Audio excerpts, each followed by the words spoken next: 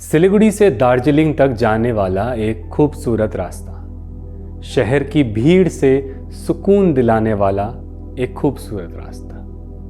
लगभग 78 किलोमीटर लंबा ये रास्ता हिलकाट रोड के नाम से जाना जाता है, जिसे नेशनल हाईवे 110 भी कहते हैं। इतिहास के पन्नों को अगर पलटाया जाए तो कितनी ही चीज़ें हमें पता चलती हैं, और हिलकाट रोड का इतिहास भी बिल्कुल ऐसा ही है।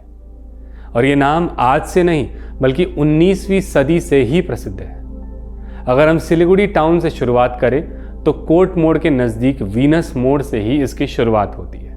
वहाँ से दार्जिलिंग मोड़ और फिर दाहिनी ओर जाता हुआ रास्ता सुकना की तरफ आगे बढ़ता है, और सुकना के बाद शुरुआत होती है पहाड़ी क्षेत्र की ठंडी हवाओं की। सुकना के बाद हिलकाट रोड की एलिवेशन धीरे धीरे बढ़ती जाती है, और ये रास्ता महानंदा वाइल्ड लाइफ सैंक्चुरी होते हुए दूसरे इंपॉर्टेंट माइलस्टोन तिनधारिया से गुजरता है। तिनधारिया एक बहुत ही पुराना रेलवे सेटलमेंट है, जहां रेलवे लोकोमोटिव वर्कशॉप और दार्जिलिंग हिमालयन रेलवे का म्यूजियम भी स्थित है।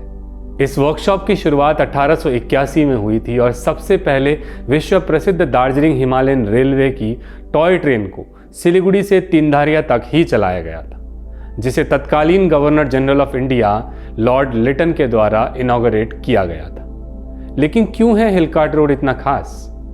हिलकाट Road was one of the most maintained roads in the whole country before the independence. आखिर क्यों इतना अहम था अंग्रेजों के लिए हिलकाट रोड? इसकी हिस्ट्री क्या है? कैसे और क्यों बनाया गया हिलकाट रोड? आज हम इस बात पर चर्चा करेंगे।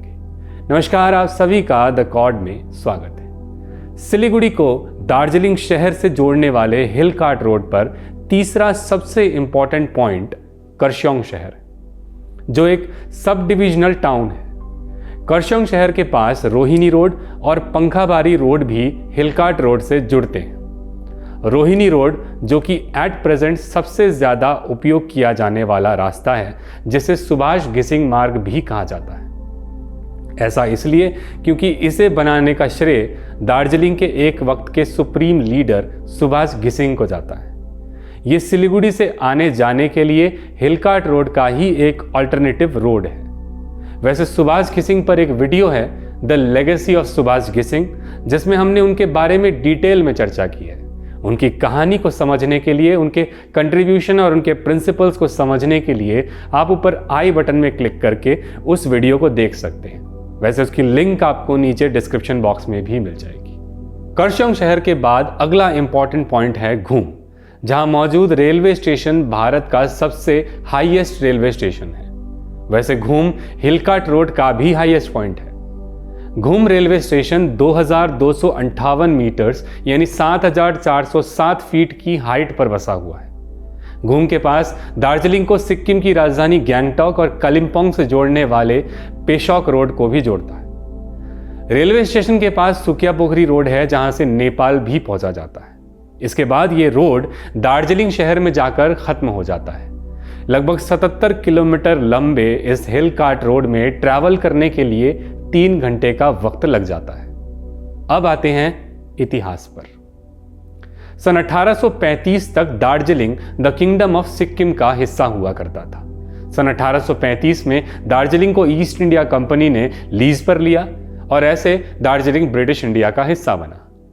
अगर आपको दार्जिलिंग के इतिहास को डिटेल में जानना हो तो आप हमारी वीडियो हिस्ट्री ऑफ दार्जिलिंग देख सकते हैं, जिसके लिंक आपको नीचे डिस्क्रिप्शन में या फिर ऊपर आई बटन में क्लिक करने पर मिल जाएगी।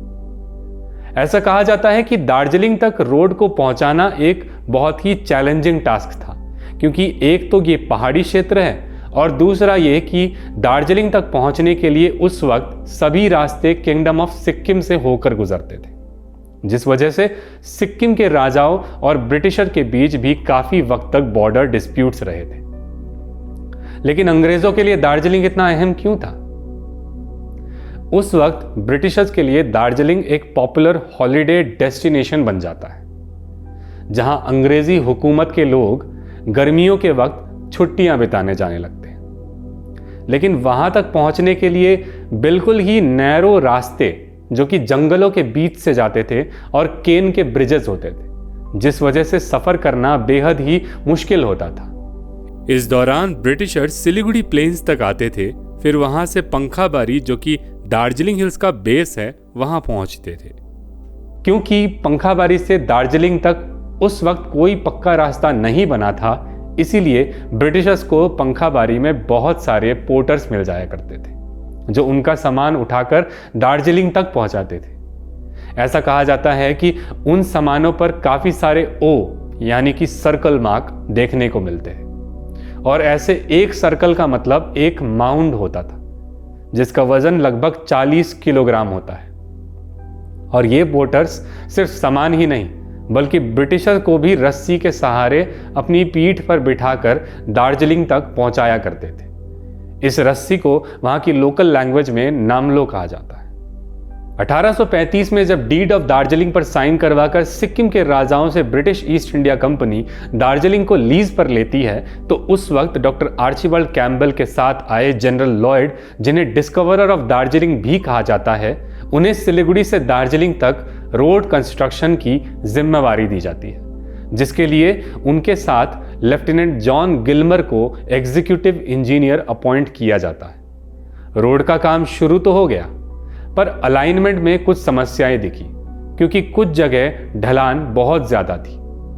पंखाबारी क्रॉस करते ही ढलान शुरू हो जाती थी, और कुछ जगह जैसे कि कर्शियोंग से आगे अलाइनमेंट में एलिवेशन बहुत ज्यादा था, जिस वजह से काफी सारी समस्याएं आने लगी।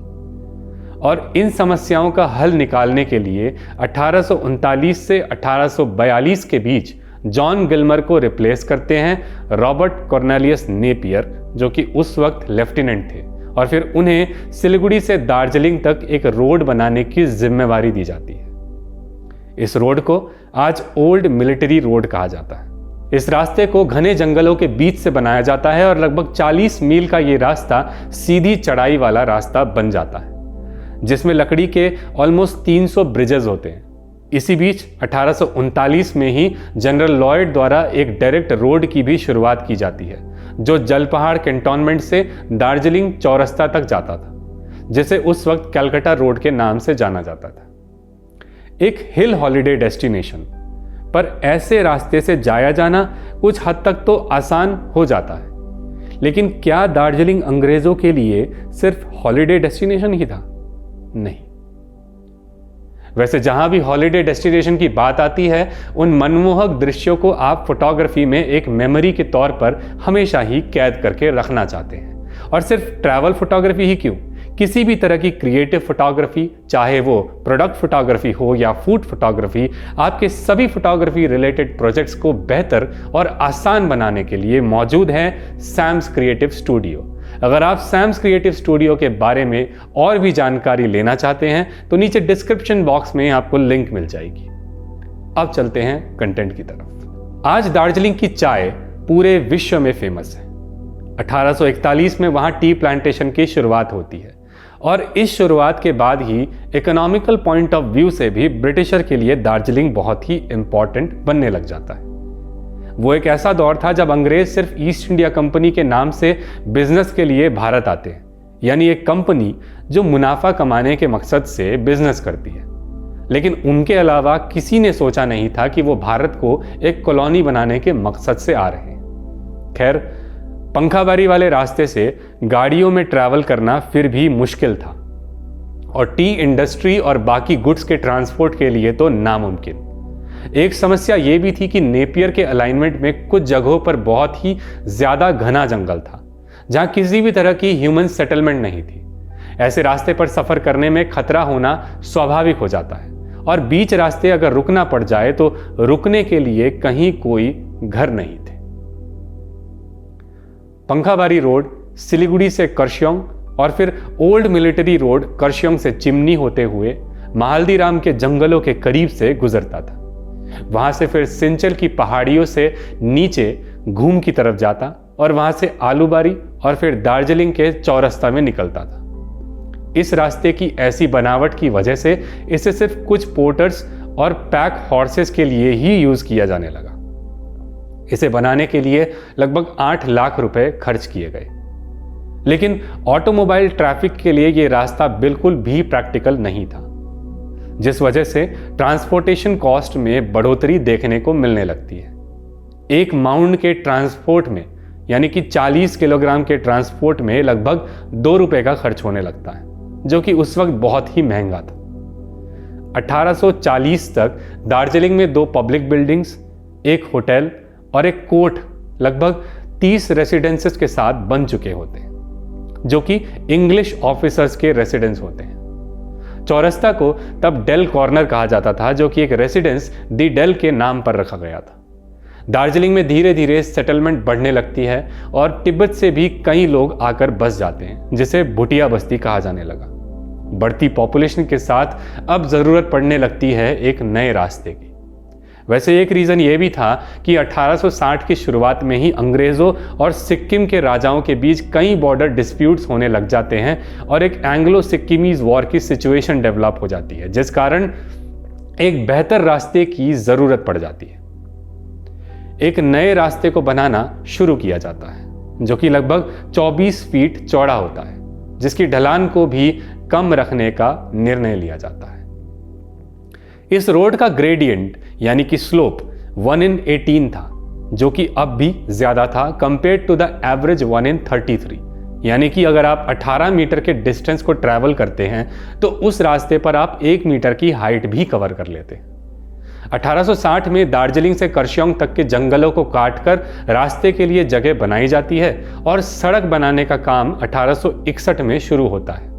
दार्जिलिंग से करश्योंग तक ये रास्ता 1864 तक बन जाता है और इस रोड को सिलीगुड़ी तक बनने में लगभग 9 साल का वक्त लगता है, यानी ये रोड 1869 में बनकर कंप्लीट हो जाता है।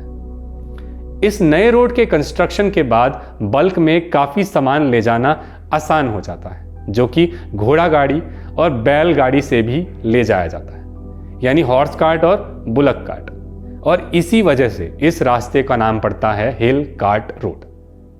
सोनम बी वांगेल की एक किताब है दार्जिलिंग स्टोरीज, जिसमें वे लिखते हैं कि हिल कार्ट रोड की अलाइनमेंट एक एंग्लो इंडियन इंजीनियर देवार के सुपरविजन में हुई थी। इस किताब में लिखा गया है कि देवार के कंट्रीब्यूशन इतिहास के पन्नों में कहीं नहीं लिखे गए हैं और सारा क्रेडिट रॉबर्ट नेपियर को ही दिया जाता है। एक ऑथर थे फ्रेड पिन, जिन्होंने इस हिल कार्ट रोड को रोड ऑफ डेस्टिनी का नाम भी दिया है। और इसी रोड के along side British Indian railway engineer Franklin prestige ने 1881 में रेलवे ट्रैक्स सेटअप करने शुरू किए, जहां आज world famous Darjeeling Himalayan railway चला करती है। हमारी ये स्टोरी आपको कैसी लगी, हमें कमेंट बॉक्स में जरूर बताइए। उत्तर बंगाल और सिक्किम से जुड़ी कई इंपॉर्टेंट कहानियों को लेकर हम फिर आपसे मिलेंगे। तब तक के लिए शुक्रिया।